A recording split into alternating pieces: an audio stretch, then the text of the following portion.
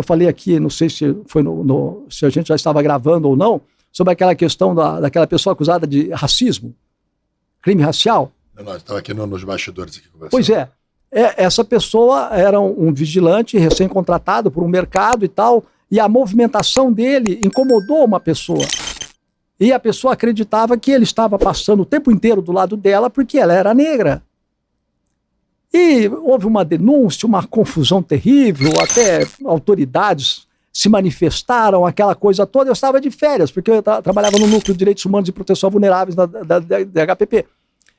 E a doutora Camila, uma pessoa assim, ó, era minha chefe, eu até entrei lá na DHPP e falei, vou ficar aqui um mês e vou pedir aposentadoria. Mas a chefe era tão fantástica, uma pessoa tão educada, tão dedicada, tão que... Aí a coisa foi... E eu gostei muito, porque a DHPP em Curitiba, para mim, foi uma escola fantástica, um centro de pesquisa fantástico. O que é DHPP? É Divisão de Homicídios e Proteção à Pessoa. E lá dentro da DHPP tinha um núcleo de proteção a vulneráveis. Então eu acompanhava praticamente, eu sabia da diligência, não sabia assim o que eles iam fazer, né? Mas eu acompanhava todas as investigações, eu fazia local de crime. Para mim foi uma escola fantástica. Quando o meu policial ficava sozinho na viatura, quando a gente viajava, ele contava o quanto aquele determinado caso sufocou ele, o quanto que ele ficou assim preocupado, o quanto que ele... Teve até policiais que relatou que atendia locais de crime, quando chegava em casa ele chorava. Então, ali você vê o quanto que os nossos policiais são diferenciados. E para mim aquilo ali foi uma escola. E você vê todas essas... A gente sabe como... Você estava falando do negócio do racismo. Sim. Chegou a questão essa denúncia e a doutora Camila já tinha terminado todas as diligências. Eu falei, mas escuta, ele fala alguma coisa, o vigilante fala alguma coisa para a vítima? Não, não fala nada. Faz algum gesto? Não, não faz nada. É só a movimentação. Aí eu falei, vamos fazer o ciclo de verificação integral, vamos pegar as imagens dele, a movimentação dele, 1 hora antes dessa vítima ter chegado no local. O policial da inteligência, muito dedicado, veio depois e falou, doutor Marcos, eu analisei as imagens, a movimentação do vigilante 1 hora antes da vítima chegar, é a mesma movimentação dele. Ele parecia uma borboleta na lâmpada, para lá e para cá. Ele era recém-contratado. Ele estava muito feliz porque tinha conseguido aquele emprego. E 4 dias depois, ele é acusado de racismo, uma coisa sai na reportagem, vira aquela confusão, a vida dele vira um inferno. E com base nessa movimentação do ciclo integral de verificação de evidência, o exaurimento do ciclo integral, eu peço o arquivamento do inquérito.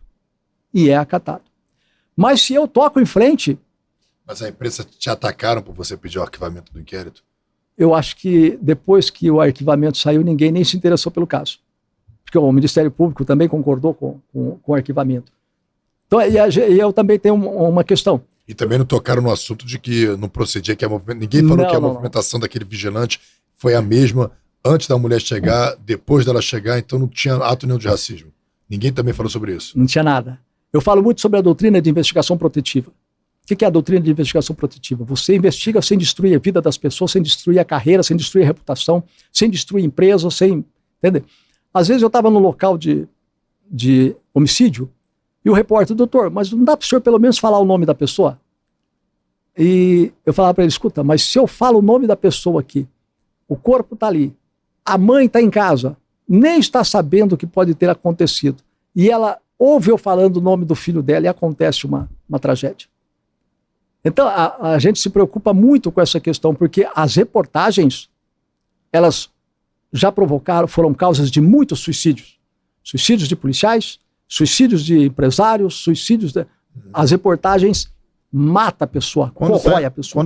Quando leva para a imprensa, o policial, ou quem quer que seja, tem a sua condenação como certa. Se for um caso de muita repercussão, por mais que o investigado tenha convicção de que não fez, ele sabe que vai acabar sendo condenado, porque aqui nesse país a gente faz leis com base em reportagem e clamor público. Então, ele sabe que se faz-se lei por conta do clamor público, certamente ele também vai ser preso por causa do clamor público. Aí deve bater um desespero, né?